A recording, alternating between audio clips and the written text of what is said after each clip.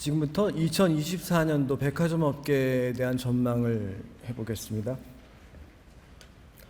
먼저 2023년도에 백화점 산업에 어떤 게 움직였는가, 그리고 이슈는 무엇인가를 한번 체크하겠습니다. 2023년도에 백화점 매출을 분석해 보겠습니다. 전체적으로 보면 제가 이제 2017년부터 잡았는데요.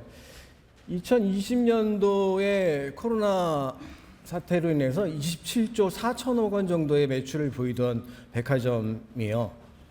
2021년도에는 33조 7천억 원, 그 다음에 2022년도에는 37조 7천억 원. 올해는 약 38조 정도로 마무리가 될 것 같다는 생각을 합니다. 논자는 그래서 성장한 거 아니냐라고 하실 분도 계실 거고요. 또 어떤 분은 물가 상승률을 감안할 때 그냥 그 정도 수준이면 뭐 괜찮았다라고 생각하시는 분도 계실 텐데, 기본적으로 백화점이 이렇게 매출을 올려는 거에 대해서 한번 전체적인 분석을 해보겠습니다.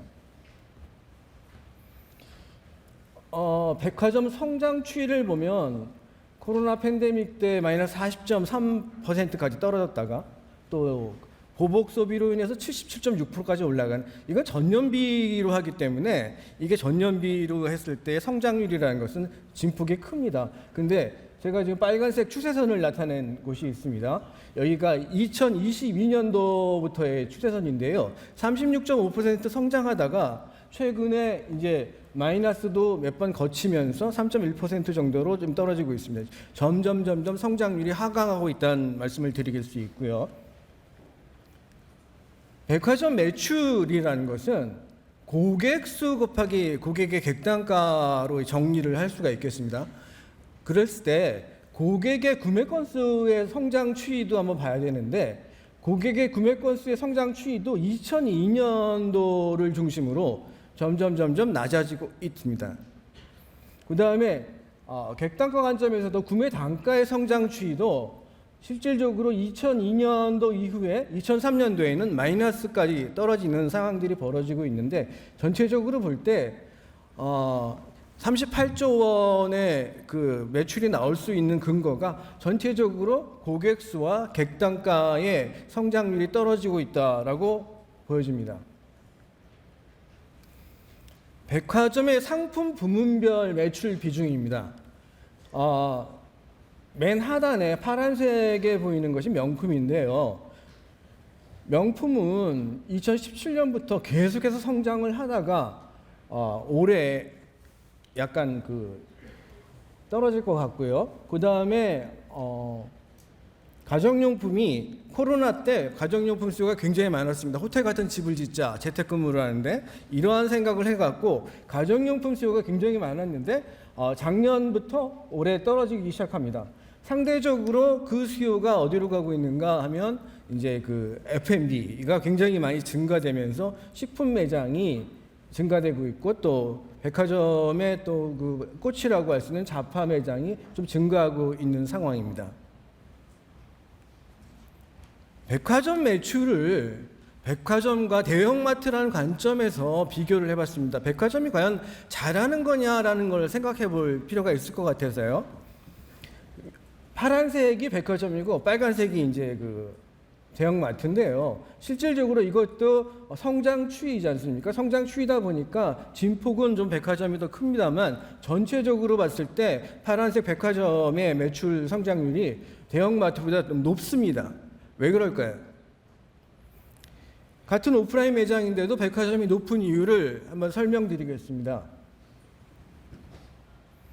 백화점과 대형마트의 비교를 한번 해보면, 백화점의 접객 형태는 페이스 투 페이스 대면형이고요. 대형마트는 비대면 셀프 서비스입니다. 그러다 보면 판매 상품도 상품의 설명이 필요하고 피팅이 필요한 이러한 상품들을 판매하는 거고요. 이 대형마트에서는 규격 공산품이라든가 일용품, 필수품 이런 상품을 팔게 되는 거죠.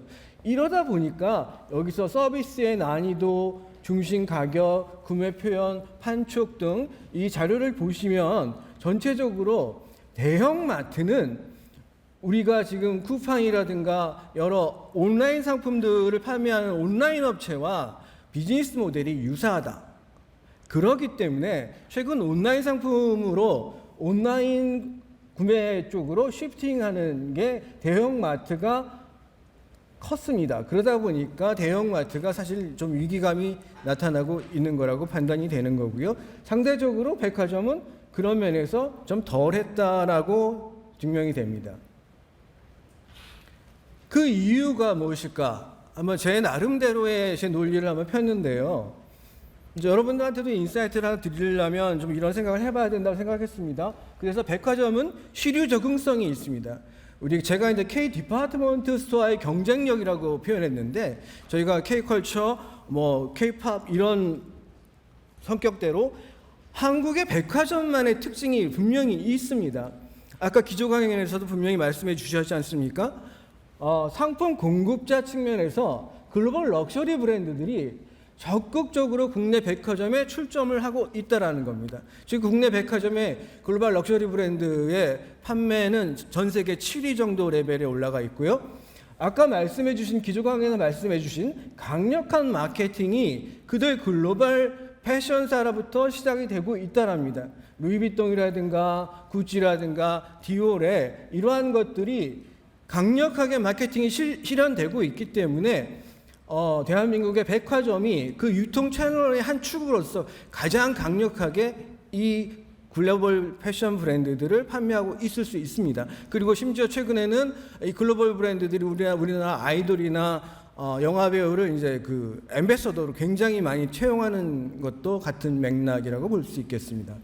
또 하나는 상품 수요자 관점인데요. 엔데믹 이후에 외국인 수요가 굉장히 급증하고 있습니다. 이제 2019년에 그 수준으로 임박하고 있는데, 최근에 이제 더현대서울이 예전에는 미국, 일본, 중국 이 정도 수준의 외국인 고객들이 굉장히 많았다면, 최근에는 80개 국가의 젊은이들이 2030이 이제 더현대를 찾아오는 그런 현상. 그래서 매출의 고객 수의 12%까지 이제 올라가는 현상들이 보이고 있고요. 실질적으로 외국인들이 많이 오던 롯데 본점이라든가 갤러리아 명품관 조차도 이제 고객이 계속 증가하는 이런 상황을 보여주고 있습니다. 참고로 이제 일본 백화점을 보면 최근에 이제 엔저 특수를 굉장히 많이 누리고 있거든요.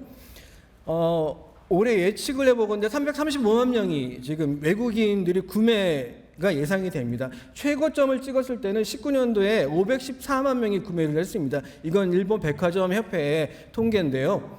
근데 그럼에도 불구하고 올 10월 달까지 매출을 쭉 제가 보니까 19년도에 매출을 이미 능가했습니다. 그러면서 이미 전체 매출의 8%, 일본의 백화점 매출이 한 5조엔 정도 되는데 전체 매출의 8% 정도를 지금 외국인들이 차지하고 있어요. 그런 의미로서 굉장히 우리나라의 K 디파트먼트 스토어도 지금 외국인 관광객들이 많아지고 있고, 그렇기 때문에 이러한 영향력을 굉장히 많이 받을 거라고 판단됩니다. 다음은 세 번째로 백화점의 대형화와 집계 강화에 대한 말씀을 드리겠습니다. 이거 굉장히 중요한 얘기인데요. 부산의 신세계 센텀시티가 2009년에 오픈하고 현대 판교점, 그리고 스타필드 하남, 더현대 서울, 롯데 동탄, 신세계 대전 엑스포, 모든 매장 면적이 2만 평을 훨씬 능가하는 대형 점포들이 계속해서 출점을 하고 있다는 겁니다. 이 출점이 어떤 영향을 보이는가 보면, 이 대형화들의 컨셉은 체험 앤 경험, 그리고 세련되고 트렌디한 취향, 패밀리 공간을 만든 데 있습니다. 이 엔터테인먼트, 이 백화점의 집객 요소를 보면 고객들이 좀 램블링 할 수 있는, 어슬렁어슬렁 걸어다니면 쇼핑을 할 수 있고요. 그래서 something new, 거기에 가면 언제나 새로운 게 있다. 그 다음에 only at, 거기에 가서만 살 수 있는 상품이 있다라는 것들을 강조하고요. 최근에는 이제 타임 크레이트라는 시간 활용 소비를 하고 있습니다. 이른바 다른 차원의 공간을 창조하겠다는 얘기인데, 우리가 이제 일상에 대비해서 비일상성을 백화점들이 제공하고 있다라는 거죠. 이게 대형점이기 때문에 가능하다는 겁니다. 그랬을 때 이 대형점에는 제가 많이 사용하는 장표이긴 합니다만 대형 백화점 내에 기존에 들어가지 못했던 것들이 들어가는 거죠. 여러 가지 뭐 종축의 상단은 학습지향이고 하단은 놀이지향이고 실내냐 실외냐인데 이제 실내외를 막론하고 이제 테마파크형의 다양한 엔터테인먼트 시설이 대형점에 들어가고 있다라는 말씀을 드리겠습니다. 그 다음에 대형화와 집객화라는 관점에서 집객, 즉 뭘로 집객을 했는가의 두 가지 키워드를 한번 제공해 보겠는데요. 하나는 이제 팝업 스토어 열풍입니다. 팝업은 아까 원장님께서 잠깐 저한테 여쭤봤습니다만 팝업이 되냐라고 하셨어요. 팝업이 최근에 더 현대 현상을 볼 때는 굉장히 잘 되고 있다라고 결론이 나오고 있습니다. 팝업은 판매 목적보다는 재미와 경험을 제공해서 소비자 접점을 유지하겠다고 맨 처음에 생각을 했는데 하고 보니까 이들이 너무 많이 오셔서 연관 신규 수요가 창출이 됐다라는 말씀을 드리는 거죠. 그 다음에 SNS 효과가 굉장히 많이 증폭이 돼서 이게 판매량과 연관이 됐다라는 거죠. 그 방문객이 폭증하고 또 더 현대의 크리에이티브 라운드 85평을 가지고 연간 이제 이걸 한번 하려면 지금 대기하는 수요가 1년이라고 합니다. 지금 그러다 보니까 더 퍼스트 슬램덩크 같은 경우에는 고객들이 8시부터 줄 서서 대기하는 그런 현상까지 벌어졌었고요. 두 번째 키워드는 이제 F&B 전쟁인데요. 아까 제가 식품의 복권이라고 말씀드렸는데 SNS 인기 맛집을 모시기 경쟁을 하고 있습니다. 롯데는 이미 CEO께서도 식품 매장을 굉장히 집중하겠다라고 강조를 하셨는데 그 일환으로서 롯데 월드몰을 하나의 성지로 만들겠다라고 얘기하고 있고요. 그 다음에 최근에는 이제 그래서 이거에 대응하듯이 이제 백화점들이 리모델링을 하면서 MZ 타겟의 지역 맛집을 계속해서 만들고 있습니다. 현대백화점 본점이라든가 현대백화점 목동점, 더현대 대구점, 그 다음에 이제 최근에 신세계 강남점조차도 식품을 굉장히 확장하겠다라는 전략을 세우고 있습니다. 다음은 매출 3조 원 백화점이 등장했다라는 말씀을 드릴 수 있습니다. 아까 대형점이라고 말씀드렸는데 이 매출 3조 원은 지금 신세계 강남점이 올해 이제 매출 3조 원을 할 것 같은데 저는 이것을 타운화의 성공 사례라고 얘기합니다. 신세계 강남점, 면세점, 쇼핑몰, 메리어트 호텔, 시네마, 고속터미널 이런 것들이 하나의 여러 가지 복합화되는 하나의 시티인 시티가 형성돼서 특히 이 반포 상권이 재건축 상권의 성공 사례로서 지금 계속해서 이것을 유지할 수 있게끔 해줄 것으로 봅니다.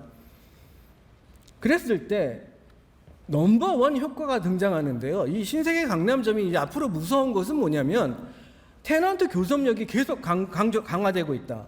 그 다음에 잘 팔리는 상품과 신상품 수급 역량이 높아지고 있다. 그럼으로써 상권이 전국구화되고 집객력을 높이고 있다. 그러다 보니까 선순환 구조가 계속 형성되고 있다라는 말입니다. 이 말씀은 되게 중요한 건데 제가 24년도 예상에서도 이 말씀을 한번 적용을 해보겠습니다.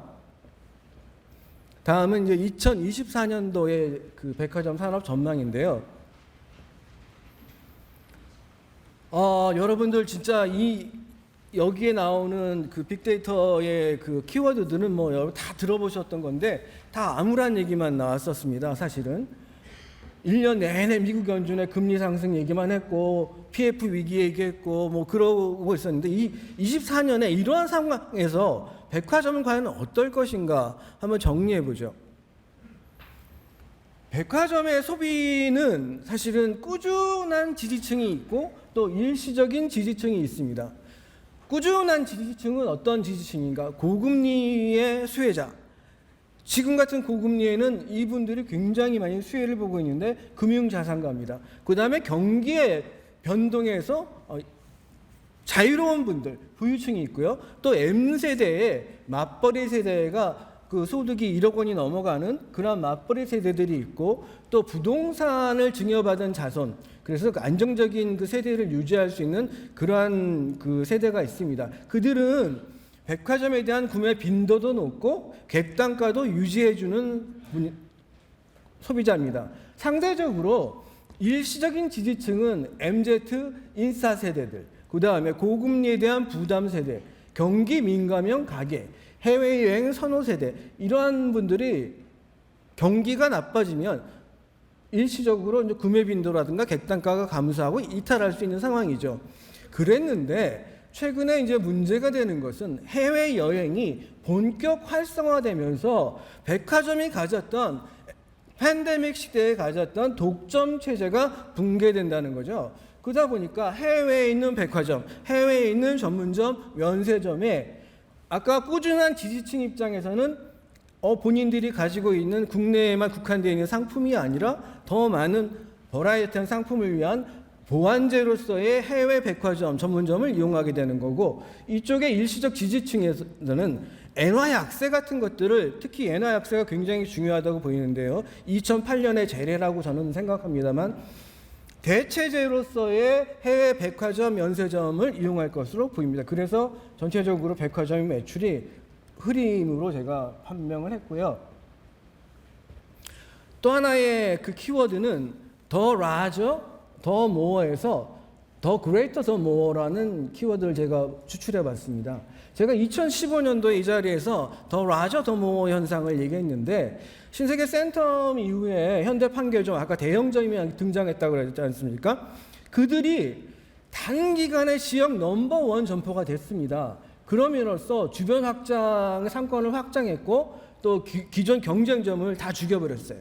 그러면서 고객 수를 증대시키고 5년 만에 BEP를 달성하는, 자기만 홀로 유아독존하는 그러한 상황을 만들었는데, 최근에 제가 이제 2021년부터는 이 용어를 더 그레이터, 더 모어로 바꿨습니다. 더 그레이터라는 용어는 김포가 서울로 편입된다는 그런 얘기 있지 않습니까?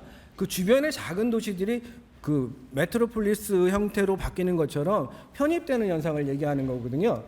그랬을 때 강력한 점포가 등장한 이후에 주변에 미활성화된 대형 점포하고 중소형 상권을 편입시켜서 초대형 활성화 상권을 만드는 겁니다. 그러다 보니까 잠실 롯데월드, 그 다음에 신세계 강남점, 특히 현대 여의도 상권인데요. IFC몰이 그렇게 잘 되지 않았는데 더현대가 들어오면서 이제 여의도 상권이 굉장히 큰 축으로 고밀도 집계획을 하고 또 매출이 증대되는 그런 상권화가 됐다는 겁니다. 그래서 저는 요번에 2024년도는 더 그레이터, 더 모어가 더 강화될 것으로 봅니다. 다음은 2024년의 키워드 점포 양극화 심화를 말씀드리겠습니다. 2022년도에 37조 7천억 원을 했다고 했지 않습니까? 그 중에 상위 10개의 백화점 매출이 17조 원입니다. 전체 매출의 45%를 차지하고 있어요. 그런데 하위 10개의 백화점 매출은 1조 3천억 원밖에 안 됩니다. 매출의 3.5%밖에 안 돼요. 놀라지 않으시죠? 그럼 이쪽을 볼게요. 1위 백화점 신세계 강남점 하나가 하위 19개 백화점 매출을 총합한 거하고 똑같습니다. 그리고 상위 10개 백화점 매출 총합 17조 원이 하위 55개 백화점 매출을 다 합친 거하고 똑같아요.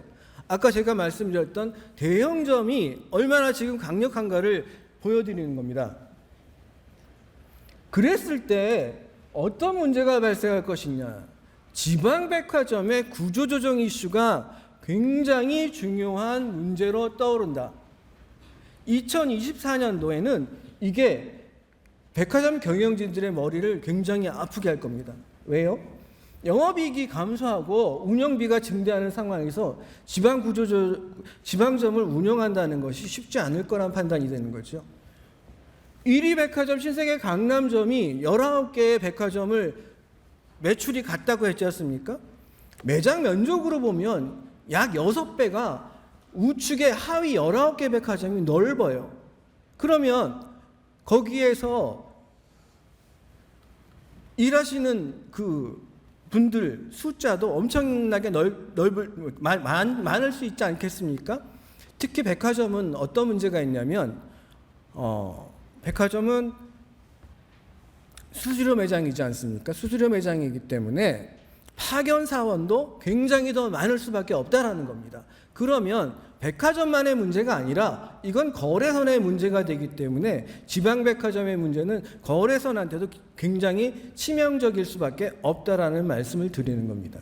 그랬을 때 상위 10개 백화점에 1조 클럽으로 신세계, 본점, 서현대, 서울 12개 이미 1조를 넘어가는 백화점들이 12개가 있는데 상대적으로 하위 백화점 19개가 17 하위 백화점 19개는 3조를 못 하는데요.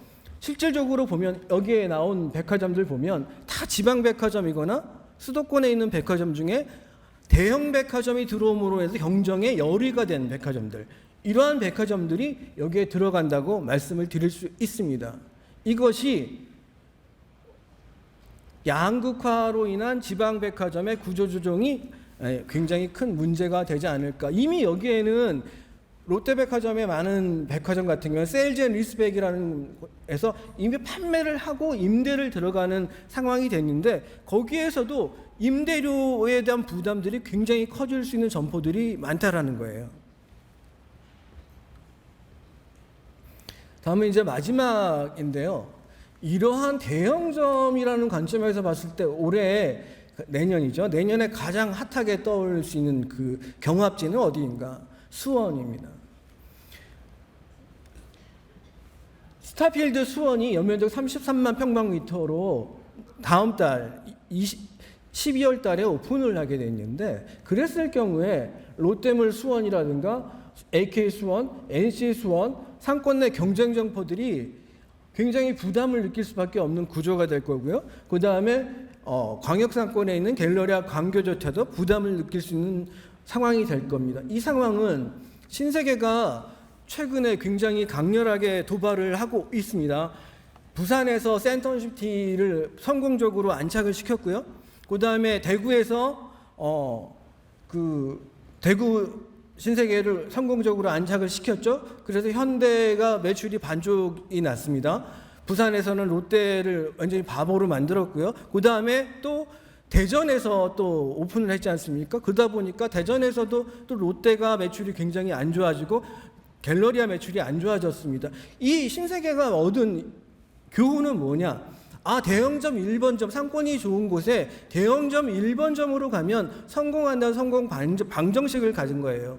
그러다 보니까 이제 어제도 신문에 나왔습니다만 광주에도 굉장히 큰 점포를 내겠다라고 얘기하지 않습니까? 그랬을 때 이제 스타필드 수원에 등장하는 이 시점부터 여기에선가 어디에선가 분명히 무너지는 백화점들이 생긴다는 거죠. 그랬을 경우에 아까 제가 말씀드렸던 또 다른 백화점들은 이제 구조조정의 어떠한 단계에 들어갈 수밖에 없는 상황이 일어날 거다. 그랬을 때 제가 적정치로 본다면 24년을 지나서 30년 정도까지의 백화점의 적정한 그 매출과 이익을 향유할 수 있는 백화점의 적정치는 몇 개 정도 될 것인가? 라면 한 50개 정도가 가장 적정한 수준이 아닐까라고 생각을 합니다. 혹시 그 Q&A 저한테 질문이 있으시면 오늘 궁금한 것이 굉장히 많을 건데 제 이론을 얘기한 거라서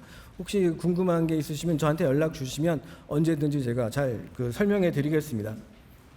예, 감사합니다.